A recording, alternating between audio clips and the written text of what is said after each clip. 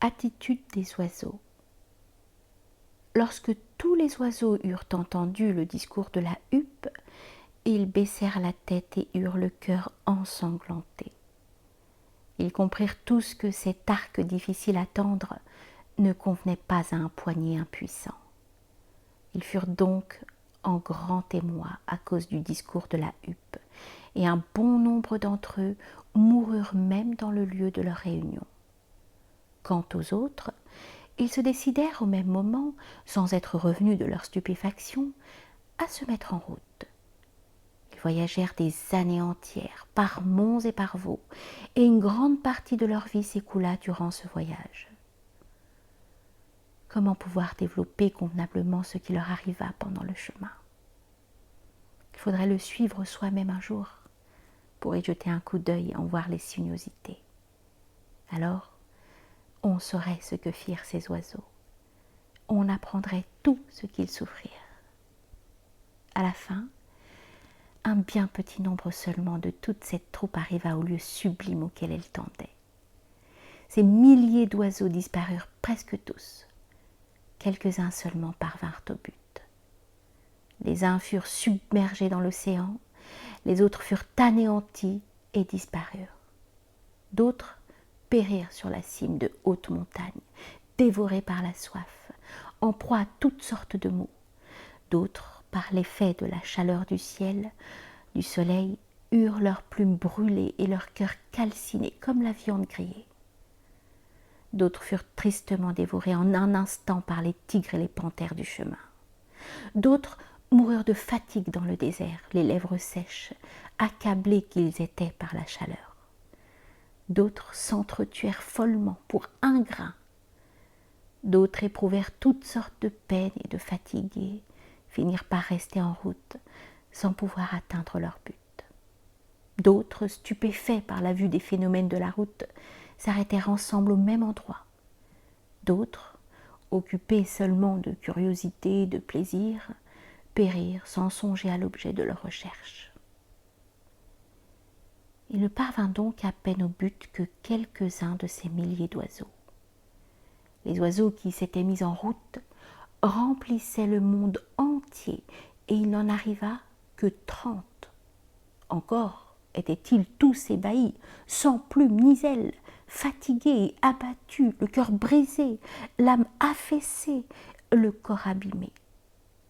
Mais ils virent cette majesté qu'on ne saurait décrire et dont l'essence est incompréhensible. Cet être qui est au-dessus de la portée de l'intelligence humaine et de la science.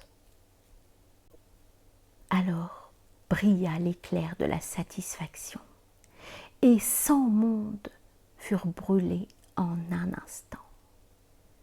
Ils virent réunis des milliers de soleils, plus resplendissants les uns que les autres, des milliers de lunes et d'étoiles, toutes également belles. Ils virent tout cela, et ils en furent étonnés. Ils furent agités comme le vacillant atome, et ils s'écrièrent « Ô toi qui es merveilleux comme le soleil, toi dont la majesté l'anéantit comme un simple atome, comment pouvons-nous nous montrer ici? Pourquoi avons-nous inutilement enduré tant de peines dans le chemin? Nous avons entièrement renoncé à nous-mêmes, et maintenant, nous ne pouvons pas obtenir ce que nous espérions. Ici, 100 sphères sont un atome de poussière. Ici, peu importe que nous existions ou que nous cessions d'exister.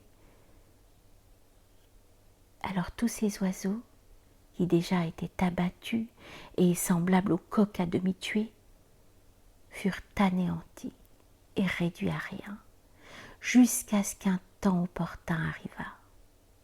Enfin, dans ce moment propice, un noble chambellan d'entre les grands officiers de la Majesté suprême vint tout à coup.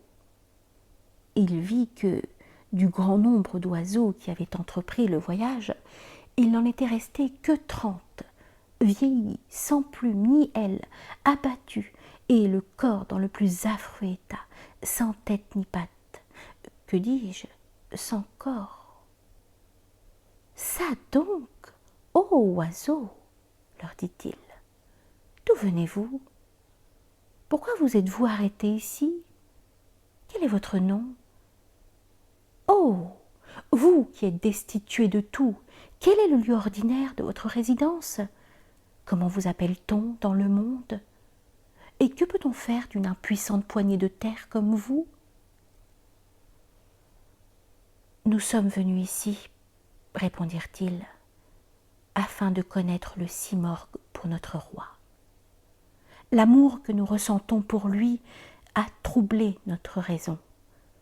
Pour lui, nous avons perdu notre esprit et notre repos. Il y a longtemps que nous avons entrepris notre voyage. Nous étions alors des milliers. Et 30 seulement d'entre nous sont arrivés à cette cour sublime. Nous sommes venus de bien loin, espérant pénétrer auprès de cette majesté suprême. Comment ce roi pourrait-il dédaigner la peine que nous avons éprouvée? Ah non, il ne manquera pas de nous regarder à la fin d'un œil de bienveillance.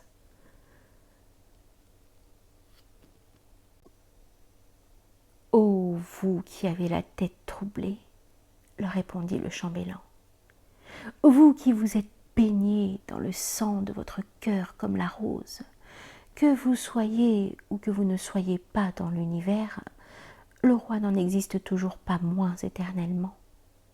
Des milliers de mondes pleins de créatures sont comme une fourmi à la porte de ce roi. Vous n'avez que des gémissements à faire entendre. Retournez donc en arrière, ô vile poignée de terre.